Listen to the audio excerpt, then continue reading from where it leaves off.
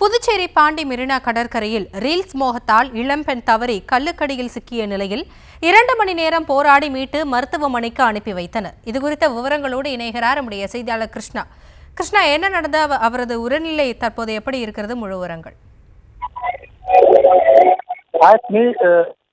விடுமுறை காரணமாகவும் புத்தாண்டை கொண்டாடுவதற்காக பயணிகள் அதிக அளவில் புதுச்சேரியில் குவிந்து வருகின்றனர். இவர்கள் பூங்கா உள்ளிட்ட பொழுதுபோக்கு இடங்கள், கடற்கரை பகுதிகள் அதிக அளவில் பொழுதை கழித்து வருகின்றனர்.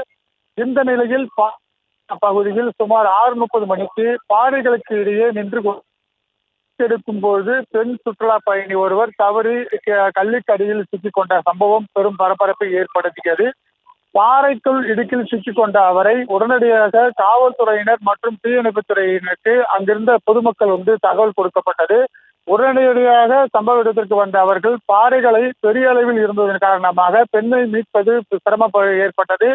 உடனடியாக ஜேசிபி இயந்திரங்கள் கொண்டு வரப்பட்டு அதன் மீட்கும் பணியானது நடைபெற்றது. அப்போது பாறைகளை தாண்டி கிரேன் செல்ல சிரமம் ஏற்பட்டதன் காரணமாக அங்கிருந்த உள்ளூர் இளைஞர்கள் மற்றும் மீனவர்கள் அவர்கள் அந்த பாறைகளை அகற்றும் பணியானது உடனடியாக செய்தனர்.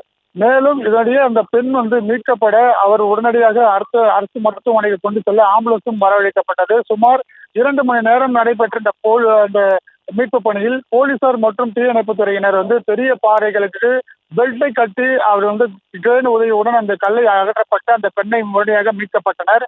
மேலும் உடனடியாக அந்த பெண்ணை அரசு மருத்துவமனைக்கு அனுப்பி வைத்தனர். சுமார் 2 மணி நேரம் நடைபெற்ற மீட்பு பணியானது பெரும் பரபரப்பை ஏற்படுத்தியிருந்தது. இதனைத் தொடர்ந்து காவல்துறை விசாரணையில் மதுரையைச் சேர்ந்த வைஷ்ணவி என்பதும் சென்னை மனநல பேராசிரியராக பணியாற்றி வருவதும் தெரிய வந்திருக்கிறது. இவரை அரசு மருத்துவமனையில் தற்போது சிகிச்சை பெற்று வருகிறார். அவர் பலத்த காயம் ஏற்பட்டிருக்கிறது. கால் அவருக்கு உடைந்திருக்கு.